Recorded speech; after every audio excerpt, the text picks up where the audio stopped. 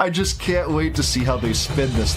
War wasn't always the American way. I don't blame people for being skeptical of any FBI narrative. We have a mass noticing going on. This presidential administration hasn't enacted the agenda it campaigned on. If wars can be started by lies, peace can be started by truth. No more war, no more debt, no more inflation, and no more empire.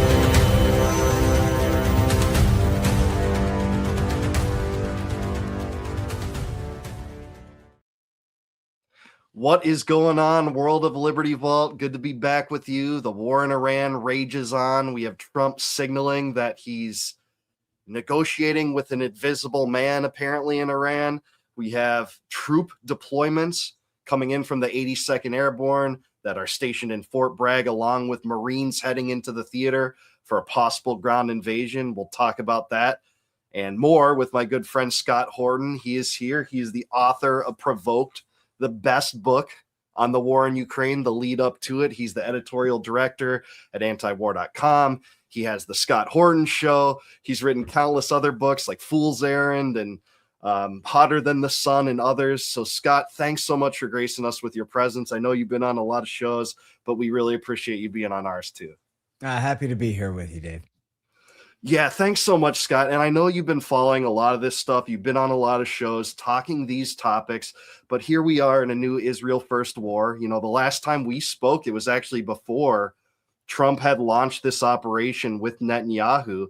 And one of the points I remember us kind of agreeing on is that they consistently were moving the goalposts, where once this seemed to be at least telegraphed to the American people about nuclear enrichment and enrichment thresholds and all that bogus nonsense. When Netanyahu visited Trump at the end of December, they shifted it to, no, you can't have ballistic missiles if they're only deterrent. You can't have a navy. You can't have funding for Hezbollah, the Houthis, and Hamas, the proxies.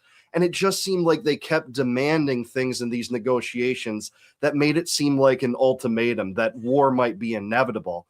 Do you think that was true? Did that pan out? And do you buy into this notion that Trump, given that he's signaling for a negotiation, even if he's lying about that they're actually having talks, given Iran's posture that we don't want to ceasefire, we don't want to end these hostilities, that's at least a good sign? What are your general thoughts here? Yes, it was all a pretext for war. You know, the Israelis essentially convinced Trump to, in their lobby and whatever, convinced Trump to adopt the frame of zero enrichment. And you could tell that he was lying. I mean, he ain't no nuclear scientist or nothing, but he was being, you know, W. Bushian, clumsily deceptive in saying, listen, no nuclear weapons. That's all we're saying is they can't have nuclear weapons. If only they would just say, we don't want nuclear weapons. Like, come on, you're lying, dude. They signed treaty after treaty saying they won't get nuclear weapons. They swore over and over again they won't get nuclear weapons. They've got a safeguards agreement with the IAEA. It's America that blew that up with the attack last June. And this is, you know, this happens from time to time. And the most obvious example to me is Bill Clinton and Madeleine Albright in the run-up to the war against Yugoslavia to break off Kosovo in 1999. And there was a peace agreement called the Rambouillet Accord, after Rambouillet, France, where they came up with the thing.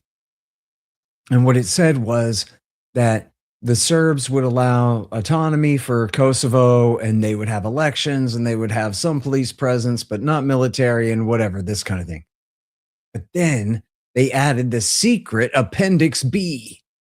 And the secret Appendix B said, actually, NATO troops get to go wherever they want in Yugoslavia, right up including the president's bedroom and anything, and have total immunity and can, you know, sit in his chair in the presidential palace and have the run of the place. Now, they didn't want Slobodan Milosevic to sign that. They knew that he wouldn't sign that. And they wrote it that way so that he would reject it. So like the cliche, an offer you can't refuse. This is an offer you couldn't possibly accept. If I put a gun in your mouth, you still wouldn't sign it. You'd rather die, right? That's the kind of offer they gave to Slobodan Milosevic, right? That's kind of what they're doing here. Listen, all you have to do is give up your entire civilian uranium enrichment program forever, and all your missiles and all your ties to all of your friends in the neighborhood. And so if you don't leave yourself completely vulnerable to attack in the future, we're going to attack you right now. So doesn't that sound like something that Madeleine Albright would have written? So that the Ayatollah has no choice but to say, well, get bent. I guess we're fighting then, right? Like if some guy was picking a fight with you in the gas station parking lot, you would try to avoid it up to a point, at which point you would decide to go ahead and engage. What are you going to do? You know what I mean? And that's what they were trying to do. It's, you know, it's a lot like what FDR did at Pearl Harbor, right? As the Secretary of War Stimson wrote in his diary that the Japanese, no matter what, they must be maneuvered into firing the first shot. Like we're trying to create this situation where they will fight. John Bolton in 2007 was caught on an 8-pack call. I have this clip somewhere. John Bolton telling the American Israel Public Affairs Committee on a conference call that, you know, the thing that we're trying to do with all these threats and all these sanctions is we're trying to get Iran to withdraw from the non-proliferation treaty and kick the inspectors out of the country, which actually would be advantageous to us and get us closer to where we want to be, right? So in other words, as long as the inspectors are sitting on top of the uranium stockpile, guaranteeing that it's not being diverted to military purposes, that undermines John Bolton's argument for war. Just like when, you know, no matter how much you and I all hate John Kerry and Barack Obama, fine, but that deal rolled back Iran's nuclear program and it expanded the inspection regime. And in it, not only that, but it expanded the inspections regime to a degree that no one could pretend to not know whether Iran was making nukes or not, but think that maybe they are secretly somehow. Nuh-uh. It is the whole thing. The negative was proven, and it really already was. They already had a safeguards agreement. The inspectors already could show. The CIA already knew. Even Mossad had admitted that they weren't making nuclear weapons. You could read it in Haaretz. They concurred with the CIA that they're really not, and they knew that. But with the Obama deal, essentially, they just made every hawk shut up about it because you just can't pretend that they're really got a weapons program here. And then Netanyahu pestered and pestered and pestered Trump back in 17 and 18 until he tore up the treaty. And which did not mean that Iran then broke out toward a nuke, but it meant that America wasn't participating in the deal in which we get expanded inspections wherever we want and things like that. Now, if Trump was just trying to expand, if he was just trying to, you know, preserve American interests there in stability in the region and preventing Iran from getting a nuclear weapon as he'd sworn, and all he had to do when he got inaugurated in his first term was say to the Iranian government, the Ayatollah and the president there, that, look, I don't like the last guy, and I don't like the deal that y'all signed. Maybe the worst deal in the history of the world. But I can't just tear it up. So I'll tell you what I'm going to do. I want you to sign some things, some additional protocols, and let's get rid of these sunset provisions. Right. Yeah. These promises that you've made, I want them to last forever, not just 5 or 10 years like John Kerry was willing to compromise on. And let's improve this deal to the point that I'm not angry about it anymore. And giving the Iranians the chance to just come to the table and negotiate that and deal with that, right? The treaty wasn't perfect. The treaty, it wasn't exactly a treaty, but you know what I mean. The JCPOA, it did have these sunset provisions that would have allowed them to get closer and closer to the threshold of a nuke, whatever, right? Loopholes in peaceful nuclear technology, getting closer to weapons capability. So he could have done that. Instead, he just tore it up. And then when Biden came in, even though Biden's entire administration was made up of people from the Obama government who had done the damn deal in the first place, he didn't get back in the deal. He kept Donald Trump's maximum pressure campaign and kept everything going for the entire 4 years and did nothing to solve the problem. So Trump comes in this time, and you know, what can I say? I was joking in my Pork Fest thing last June after, you know, the attack there. I guess the war started while I was there. And I got up there and I said, see, I told you Donald Trump's not a Russian agent. He's an Israeli agent. Well, dude, that's exactly what I was going to say, Scott, because while they were trying to take him down over Russiagate, he actually shredded the INF treaty, but he was actually working in concert with Netanyahu as at least a quasi-Israeli asset from within the government to do what Netanyahu wanted to dislodge us. Oh, yeah. I mean, he bent over backwards for the Likud worse than W. Bush or anybody, man. And, you know, on the Abraham Accords, that was all about selling out the Palestinians, really helped to lead to October 7th, because it was, you know, the Sunni kings who had promised never to normalize relations with Israel until they give the Palestinians a fair deal, were bribed essentially by Jared Kushner into saying, fine, screw them, let's just normalize anyway. And then so Netanyahu got to crow at his big UN speech in September of 2023 that, haha, I won, you lose. You don't get citizenship. You don't get independence. You don't get nothing. You can just lay down and die. Nobody's coming for you, losers. And then 2 weeks later, Hamas broke out of their pen and did the October 7th attack to try to change that reality that was being severely implemented at their expense, and moved the embassy to Jerusalem, which just sounds like maybe nothing. But no, that's meaningful. Here's what it means. It means that America recognizes all of Jerusalem as the undivided, eternal capital of Israel, as they call it. In other words, East Jerusalem can never be the capital of a Palestinian state. And for that matter, all the religious sites in East Jerusalem are now all up for grabs. For, after all, if the whole city belongs to Israel, I guess they can do whatever they want with the Al-Aqsa Mosque or whatever else that they want. So it was excavation projects underneath. Yeah, exactly. And then he also recognized their seizure of the Golan Heights, which of course they had no right to do, and cleansed all the people who own that property and everything, and or many of them.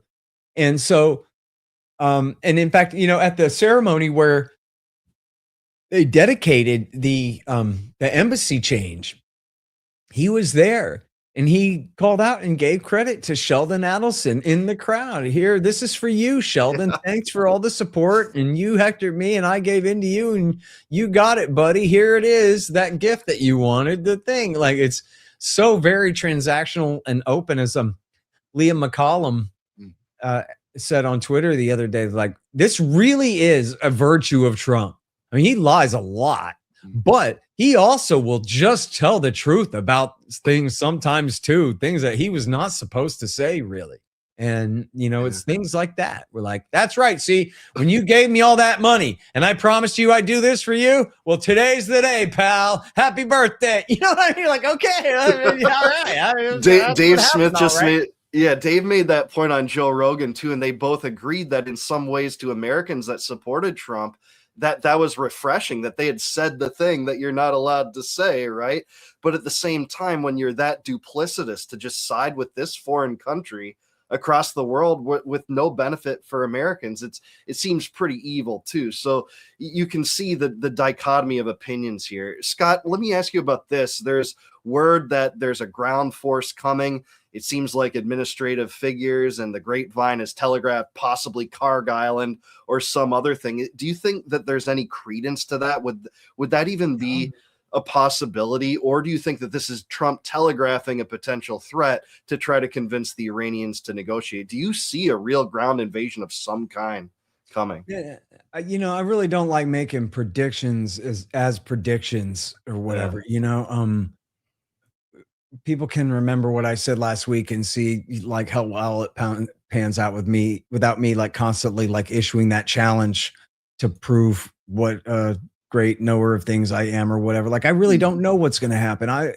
They'd be crazy to do it. But this is what I said about the war, that like, look, the Ayatollah doesn't want to fight, and the consequences of trying are going to be terrible. So it's just, you know what I mean? Like, why are you going to pick a fight with a guy who you know can at least go a few rounds with you, man, when you don't really have a reason to?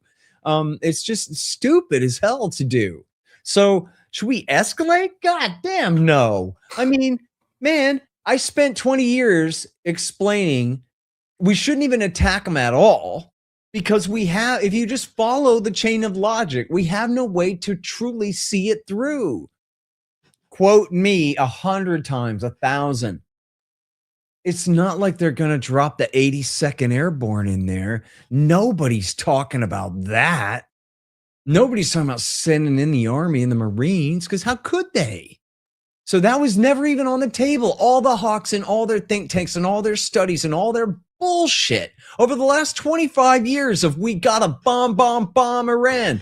Nobody said drop in the 82nd Airborne. And I used to even just use that as like, because that's not even an option. Look at a map, pal. Forget it. Okay. Since that's not an option, well, then we shouldn't really start a war that we can't finish, because we're not going to be able to take control of the political government there. We're not going to be able to sack the capital city. The 82nd Airborne is not 500,000 men, okay? We can't take the capital city with guys dropping from parachutes. And there ain't no land route to Tehran that our guys can get through, okay? There's no regime change in terms of like actual ass George W. Bush sacking Baghdad and owning it. Regime change like what happened in 2003 in Tehran. Just forget it. You could nuke the place. You could potentially just carpet bomb it like North Vietnam and just completely destroy the city of 10 million people and kill God knows how many of them. You could do that and call that a regime change maybe, but you're still going to probably have a Shiite Ayatollah theocracy type thing, in the rubble anyway. Probably wouldn't change the overall thing. It would set them back. Fine, Eli Lake will be pleased, but would it actually solve the problem of America now pwning this government, reinstalling some compliant sock puppet like the old Shah Reza Pahlavi and have them do whatever we say from now on and this kind of thing?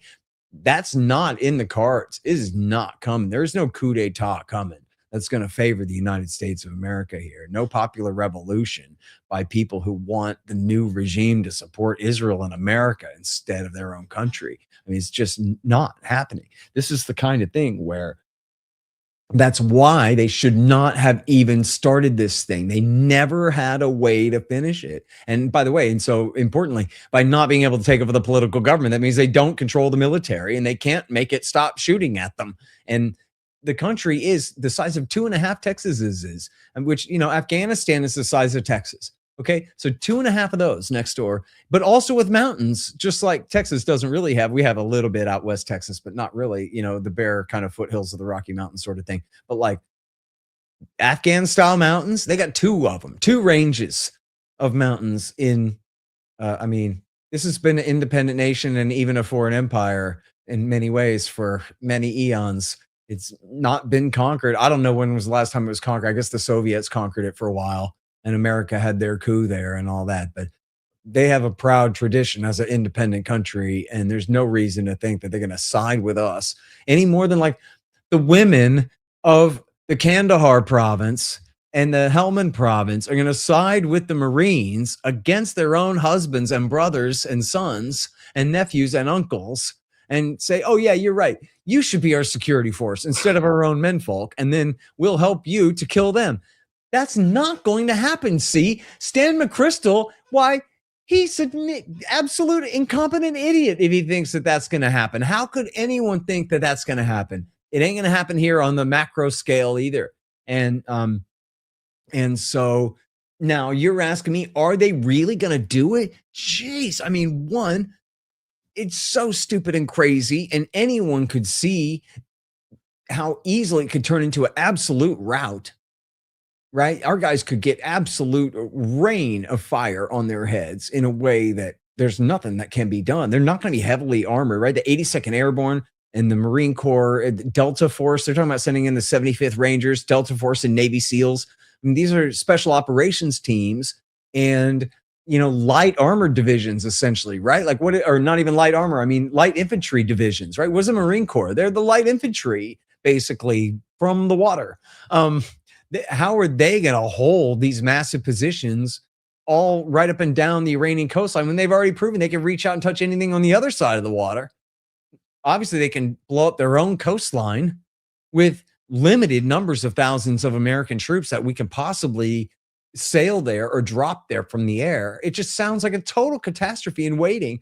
And, another one that sounds even crazier is the idea that they want to go to Isfahan, the city and the nuclear facility near the city of Isfahan, and try to somehow dig up all of the enriched uranium under the ground, get it right? out of there, which with like what kind of earth moving equipment are you going to parachute in there? They're going to build an airstrip and land C-130s full of bulldozers, and they're going to dig up all these canisters of what they hope is uranium 235 uranium hexafluoride gas in these canisters, and get out however many grams of it or kilograms of this uranium hexafluoride gas in these kegs, basically, and then get out of there somehow. I mean, this whole thing sounds like an absolute insane, 10 years from now Hollywood movie about a tragedy where some guys got dropped into some idiot no-win war hole and got killed. Well, that's what Carter did on a smaller scale, right? In the hostage crisis.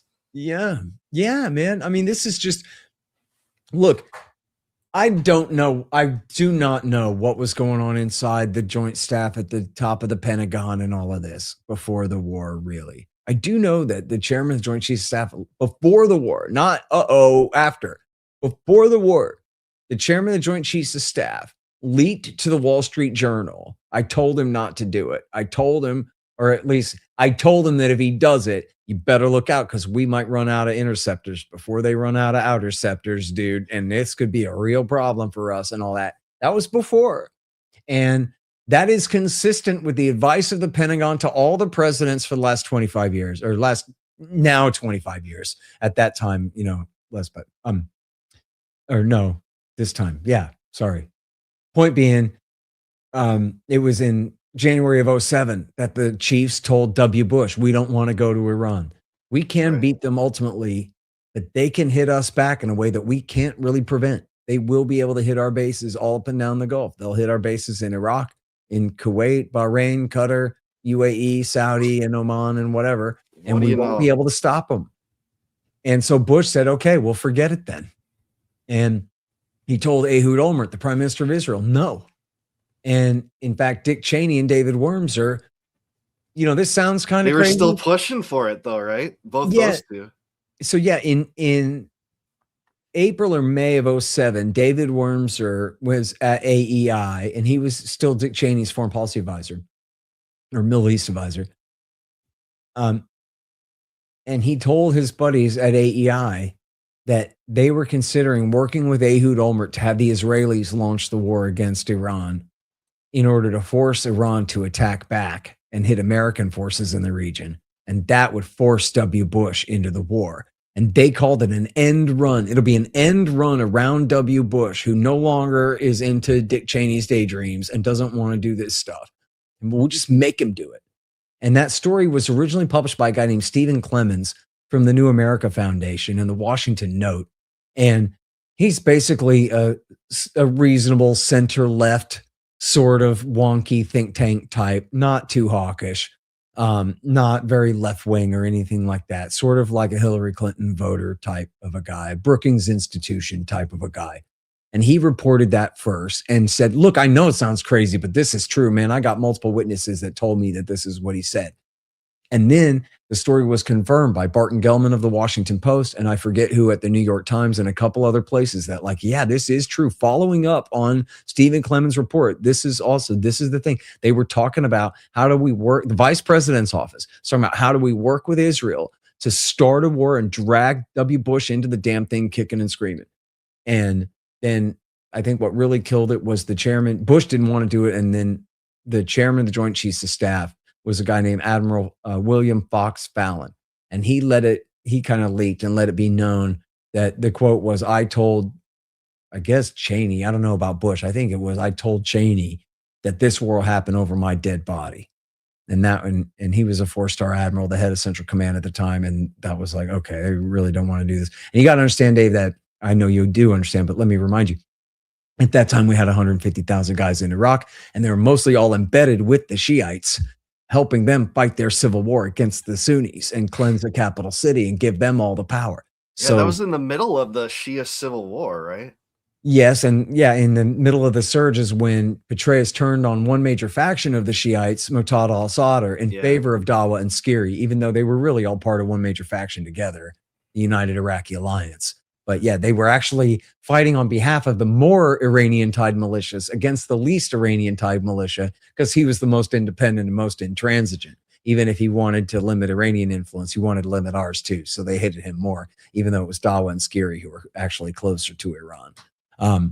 But point being that if W. Bush had attacked Iran right then, it wouldn't have just been Muqtada al-Sadr's Mahdi army. It would have been the Badr Brigade of the Supreme Islamic Council would have turned on our guys too. And it would have been like the clones killing the Jedi in Order 66 in episode 3, where they're, come on, guys, let's go. And then they get shot in the back by the militias they're leading into battle, right? So that was the major reason then, was we had so many forces in Iraq, but still same difference. And man, I don't know if I ever told you this, some enterprising person ought to maybe get an AI bot to help them, scour the transcripts and do the research.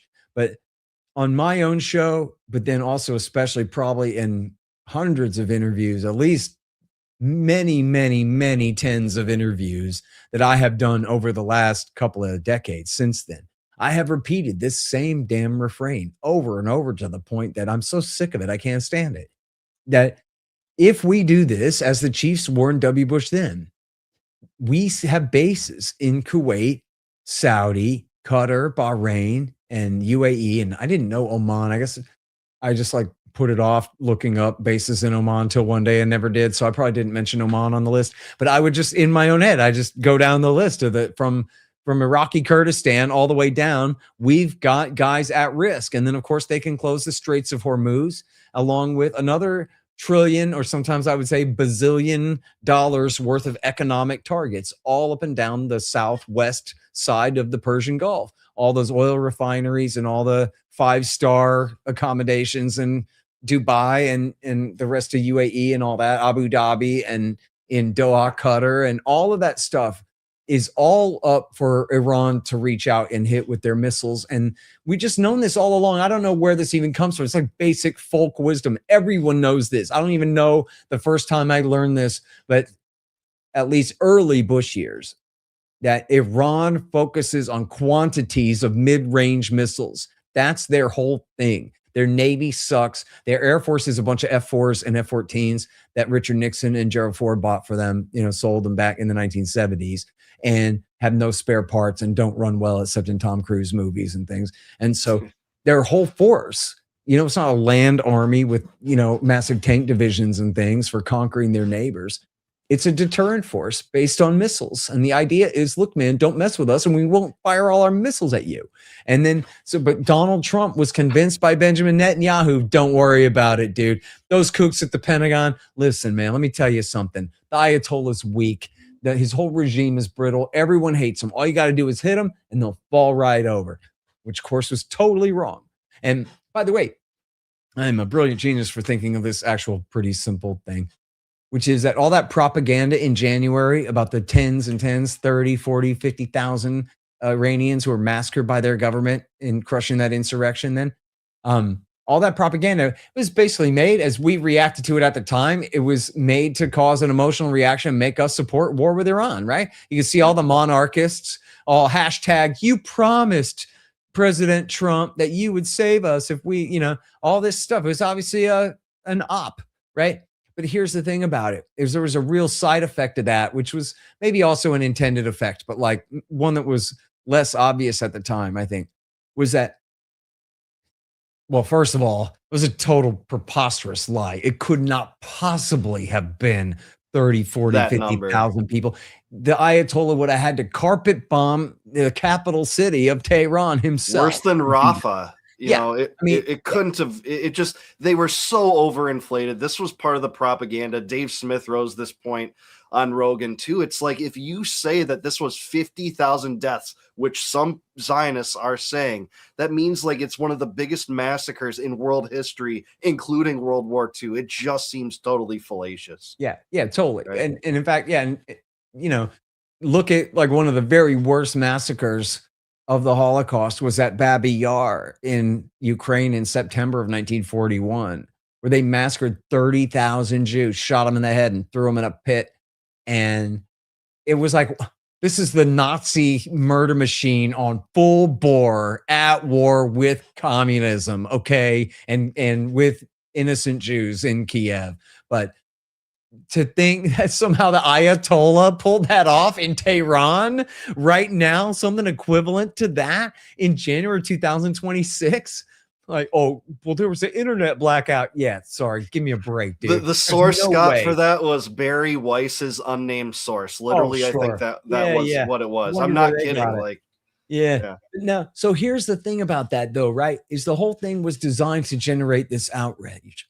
But there's also this huge implication that the Iranian regime had to kill 30,000 protesters in order to crush this massive popular revolution that was overthrowing them. That must have been in the hundreds of thousands if it took them killing 30 to 40, 50,000 of them to make the rest finally quit and go home.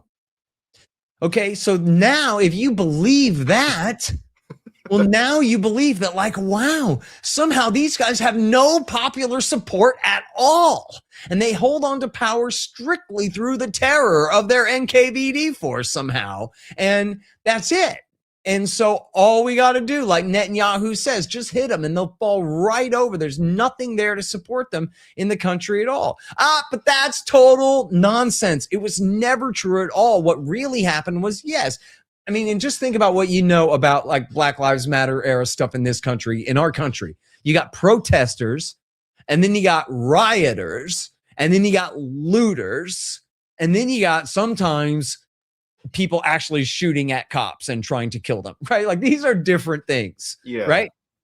Peaceful protesters go home as soon as you start shooting at them, right? Rioters and looters, a little bit something else. In this case, yes, there were large-scale protests, and the Trump administration took credit. I'm sure you saw the clip of the Treasury Secretary. Bessent boasted about creating them through economic sanctions, right? Yeah. And then what we had, and we had Americans and Israelis taking credit for this openly, was you had American CIA and Israeli Mossad supported groups on the ground, particularly monarchist mercenaries and Kurdish PJAK. In fact, they dropped the J. I don't know why. It's the Project for Free Life in Greater Kurdistan or whatever, but it's the Iranian faction of the Turkish PKK or the Syrian YPG. It's separate from the Iraqi Kurdish groups under Barzani and Talabani. It's the more communist, anarcho-syndicalist type whatever guys. Backed by America ever since the Bush years. And so those were the guys on the ground who were saying death to Khomeini and long live the Shah and all of that stuff for these groups. And they were armed groups, armed teams of men sacking police stations, burning mosques, and, you know, taking over positions and trying to wage an armed insurrection. That's not a protest movement. That's not what happens when people go out to protest against inflation. And even if you had a massive protest against inflation that turned into a popular revolution, it doesn't look like small groups of armed teams killing policemen and this kind of deal. It would look much more like 79, where you just have tens and tens of thousands of people, hundreds of thousands of people filling all the streets and building consensus for the replacement of the regime in an absolutely undeniable type of a way. This was a putsch. This wasn't a revolution, you know, and however many cops died was, you know, probably a quarter or something of the casualties were the cops who were killed in the insurrection, putting it down. And they get counted in the total, which is like, even according to the Wall Street Journal, if you actually read the propaganda, the CIA-backed front group based in Virginia that came up with the numbers for the Wall Street Journal, they settled at 6, which means it was probably like 4,000 people, right? So, but if you're Donald Trump or you're the average Fox News viewer and you're believing this hype, you get the 50,000 figure, then not the 4,000 figure. Yeah, right? They were forced to kill 40,000 to make another 100,000 go home.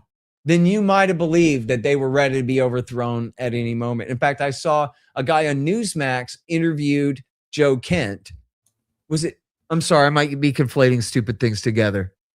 never mind. Anyway, it was one of these kooks I was watching was still insisting that this was the number, and that the lesson is, and not only that, but that there is no rally around the flag effect, even though we've seen pictures which were taken by New York Times photographers and everything. It's not AI. They tried to claim it was AI faked or whatever. It totally wasn't. Seen pictures of massive rallies in support of the government. There was even footage of Iranians marching and protesting for the government against the war. And an airstrike goes off right near the parade ground, and they just keep on marching. They don't turn around and run or nothing. They're in support of their government.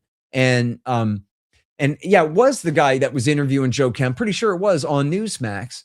And he was so caught up in the narrative of the size of the protest movement from January and the size of the death toll to crush it, that he refused to believe that now people are going out in support of the government, that there's a rally around the flag effect. Because Joe Kent is saying they would have been much more likely to overthrow their government if we would not help them.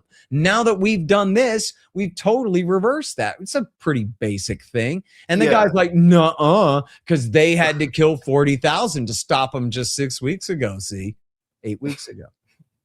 Yeah, Scott, that's a point that Joe Kent's been saying in a lot of his interviews, maybe even the interview he did with you, which is excellent. I recommend all my viewers watch that one. He was just on Sean Ryan today, kind of making the same claim that if you really believed in your heart and soul that they were on the cusp of a regime change, what they did through this decapitation strike had the exact opposite effect of what you would really want if you wanted that kind of organic inward regime change that came, like, maybe you'll correct me on this, but where it was in Libya, where it was aid to rebel groups, and eventually they essentially under a NATO coalition took out Gaddafi. But Kent's saying, no, this was totally the wrong way to do this, even if you wanted this genuinely.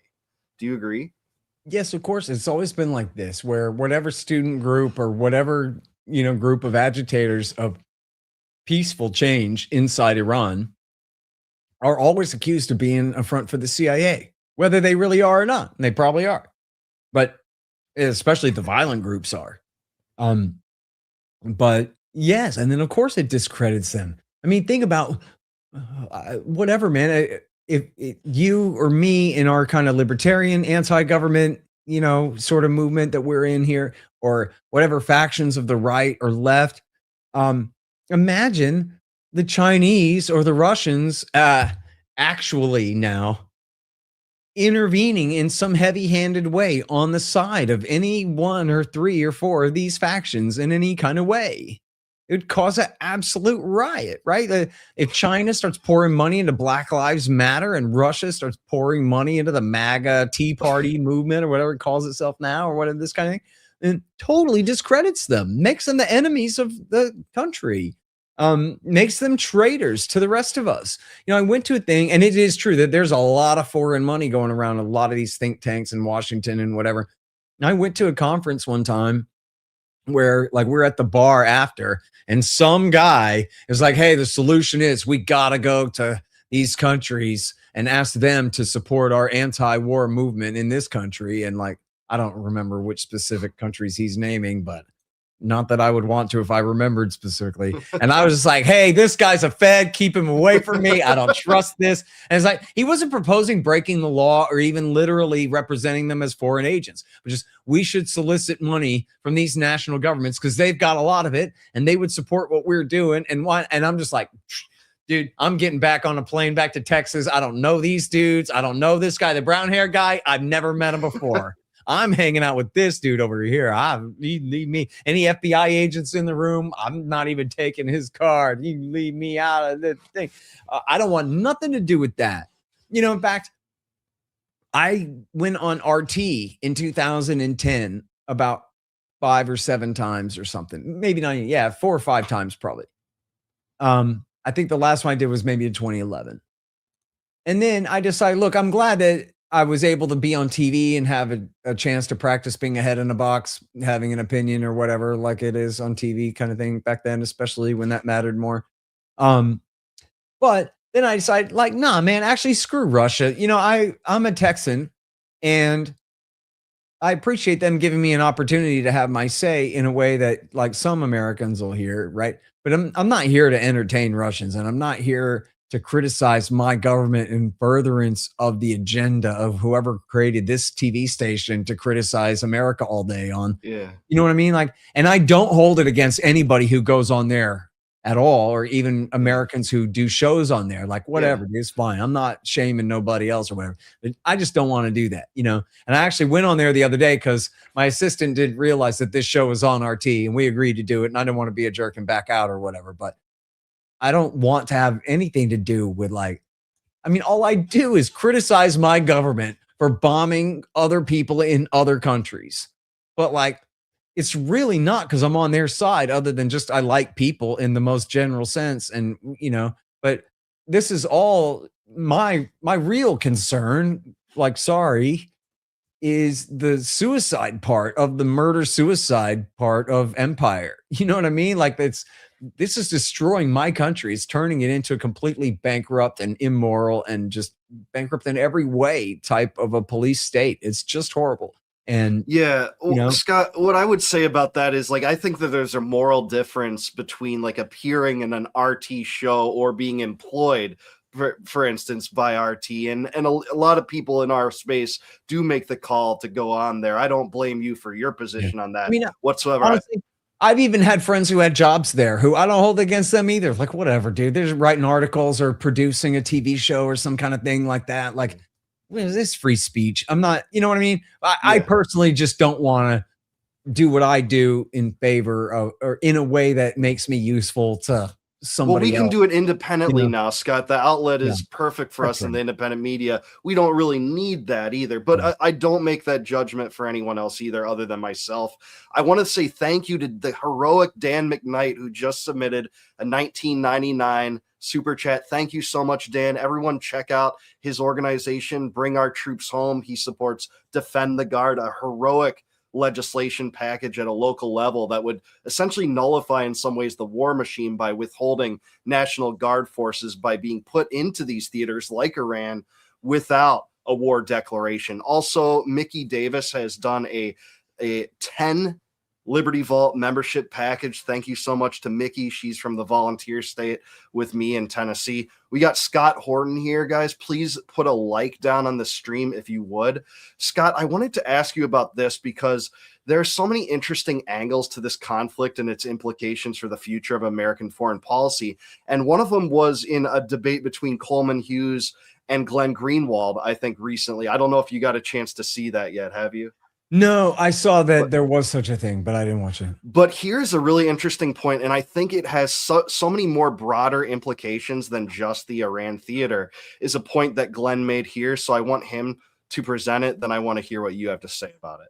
This is the problem, is that we, the United States, along with Israel, but mostly the United States, has sent a signal to the world that if you are a rational leader that wants to protect your country, the only rational choice you have is to try and get nuclear weapons. Because we've created a world where if you don't have nuclear weapons, we can attack you at any time. We can invade your country and nab your president and say we have the right to arrest him like we did in Venezuela. We can attack you in Iraq or Libya or Syria or all over the world. But if you do have nuclear weapons, no matter how crazy you are, like North Korea, we will never mess with you. We will never, ever mess with you.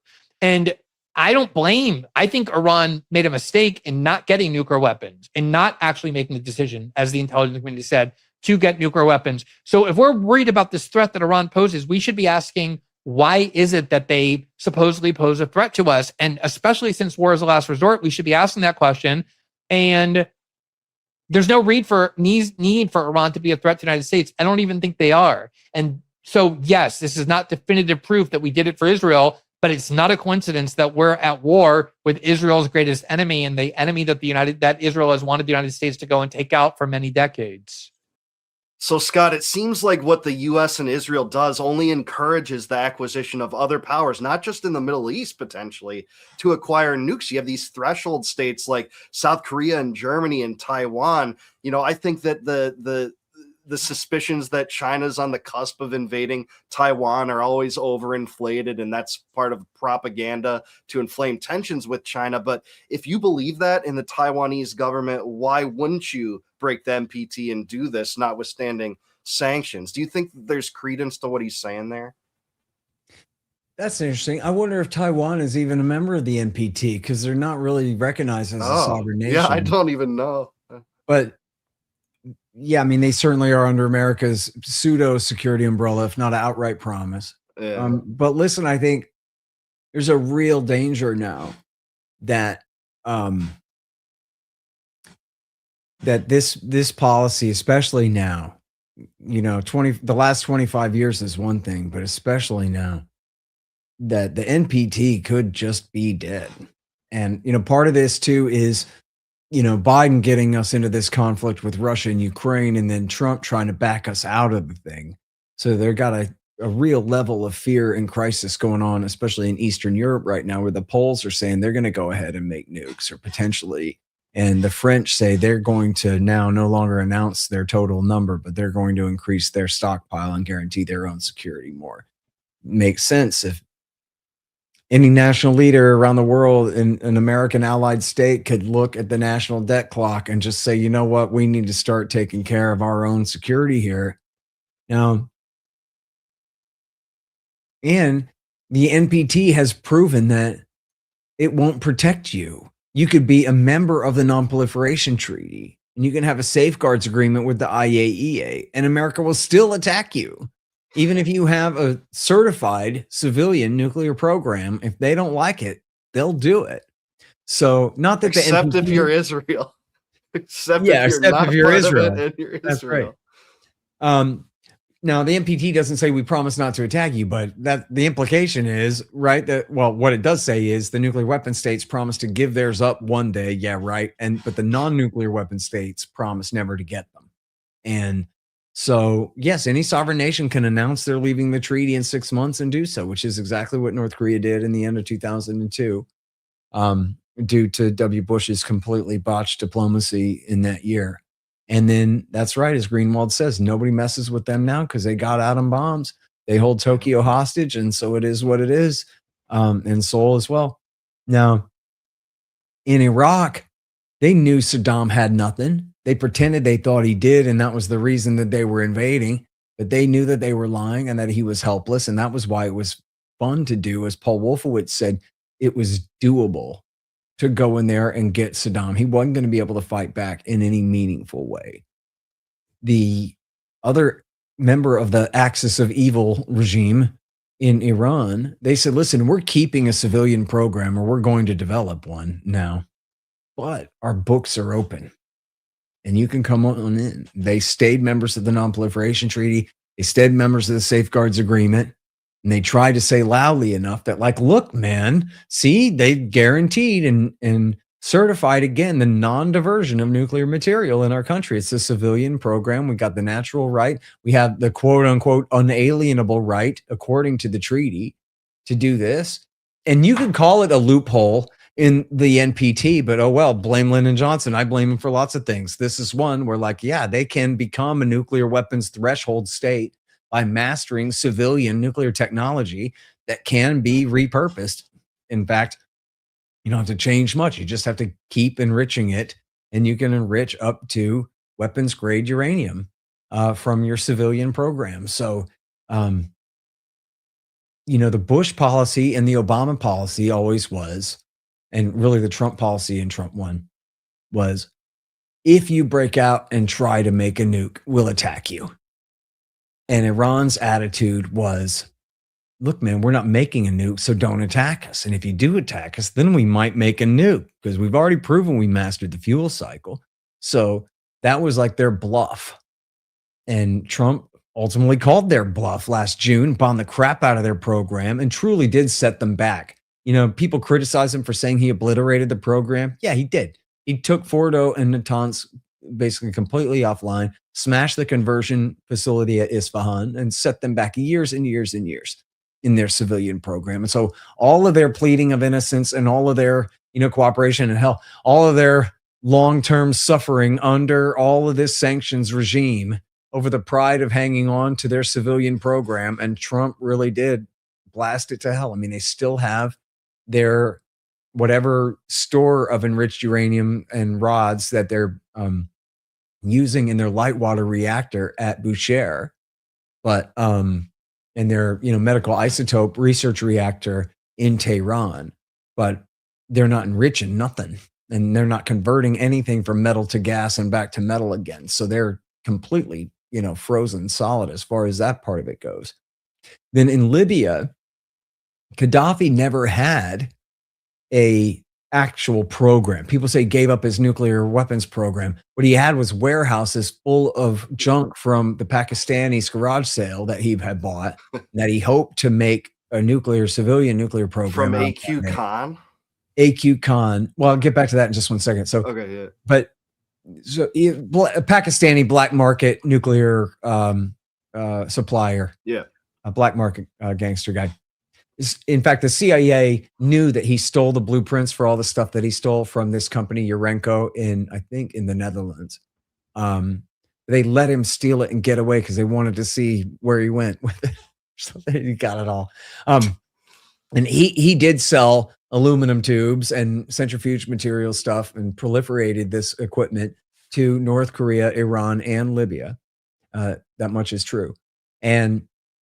But so Gaddafi, I think, only ever bought this stuff as a bargaining chip to negotiate away. He never had the expertise inside Libya to assemble this stuff, much less create a civilian nuclear program, much less create a nuclear weapons program to do it. He just absolutely did not have the talent or the capital or anything like that.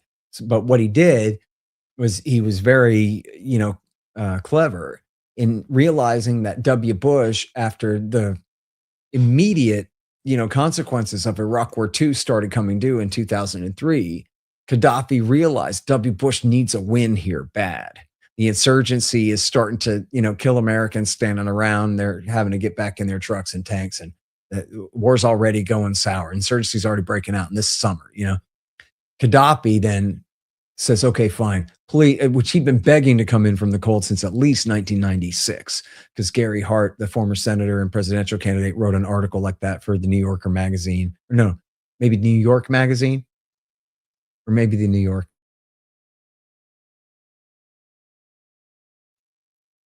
Sari of Gaddafi's came sucking up to him in Athens, Greece, and saying, please, please, please let me come back in from the cold here. So he'd been doing that since at least 96. And that was the same year that Gaddafi had issued the Interpol arrest warrant for Osama bin Laden, by the way. The very first one came from Muammar Gaddafi, the same guy that then Obama helped bin Laden's men overthrow in 2011. But so in 2003, he gave Bush this win, and Bush really wanted it, and they did use it. They said, see, Gaddafi gave up his weapons, his nuclear weapons program, because we attacked Iraq. And that scared the crap out of Gaddafi. And so now he's behaving. I remember this like it was yesterday. It's total bullshit, but that was the way that they pushed it. And so, and then what happened was 7 years later, Barack Obama betrayed him and took Al-Qaeda's side and overthrew and completely destroyed the nation of Libya, and then helped these mercenaries lynch him and murder him on the side of the road, including with a literal bayonet up his ass to death. Yeah, they didn't do that to North Korea. They didn't do that to North Korea, I noticed, and the distinction between the decision making was palpable. Same Scott, thing. Look what happened to Assad too. They claimed that Assad had a nuclear reactor, that he was trying to work on a enrichment program in 2007, which I'm not sure I ever really believed that. But well, he lives in Russia now. So. Yeah. Scott, I have one more question. Our time is short, so I want to play this this clip, and then you'll have 3 minutes to answer. It's something that I really disagree with, this opinion that Professor Jong and Tucker Carlson have regarding the future of American presence in the Middle East and what Iran represents. You have maybe seen this, but I really disagree with this take, and I want to just genuinely get your opinion if yours differs from me and Dave DeCamp generally disagree with what he's saying here. But let's check this out. Any constraint to Israel achieving the Greater Israel Project is actually not Iran, but America, because America guarantees the military safety and protection of the GCC, Saudi Arabia, Qatar, Kuwait, Bahrain, UAE, these nations. And so if Israel is become dominant, it's become the hegemon of the Middle East, it needs to figure out how to remove America from the equation. And quite honestly, this war has shown the limitations of American power. It's really annoyed the American people. The American people do not want this war. And American people don't even understand why America is still in the Middle East. And so it's very possible that regardless of what happens in this war, America is forced to withdraw from the Middle East, in which case Israel is able to achieve its Greater Israel project. So, Scott, I have no doubt that some of the most ardent Zionists in the long term do want this. They want total domination of that region, but there's nothing telling me that anything related to like the Iran war in this theater is persuading me that that's, on the cusp of any reality. Do you agree or disagree with that? Yeah, that guy kind of annoys me. I don't know. I've seen a couple of his lectures and, like he knows things, but his conclusions all seem kind of weird. I don't know. No, I think that's totally wrong. Look, the GCC is not the threat to Israel. All those compliant Sunni kings those are Netanyahu's little pets. That's the new Middle East. I mentioned that speech that he gave at the United Nations at the end of September 2023. He held up a map. He also often has a visual aid, right? And he held up a map of what he called the new Middle East. And it's like the curse and the solution, right? Is that the one? No. It's just a map of the new Middle East, and Israel is just all one state. Never mind the West Bank or Gaza. It's Greater Israel there. And then it has this big red arrow across the Middle East. And what he says is, these are all the Sunni kingdoms that are now in my pocket, basically, through the Abraham Accords. And they are all on our side because of the threat of Iran. And so this guy, what he's saying might make some sense if once Iran is destroyed completely somehow, I don't know, then all these Gulf countries won't feel so incentivized to cozy up to Israel because the Israelis have lost their sales pitch that you need to join up with us to contain Iran, that kind of thing. Maybe, and Israel's going to turn on all those Sunni kings as soon as they can. And so they need us to not be there to protect them. And that doesn't sound like, I don't think that that's what Netanyahu's agenda is right now at all. And so what he's saying in that map, when he was holding up that map, is he's actually mocking Shimon Peres, who was the labor successor to Yitzhak Rabin after he was murdered, who had said, listen, we want to create this new Middle East. We have to deal with Arafat and the Palestinians, give them this, pseudo sort of half-ass Palestinian state, not a real Palestinian state, but deal with Arafat and give the Palestinians enough that then we can normalize relations with the rest of the Arab states who had all promised to never normalize relations with Israel until the Palestinians got a fair deal, right? So Netanyahu actually instead worked with Jared Kushner and said, what's your price? And so he was able to bribe Bahrain, UAE, Sudan, Morocco, and they were working on Saudi Arabia to normalize relations with Israel, finally, without the Palestinians ever getting a deal of any kind.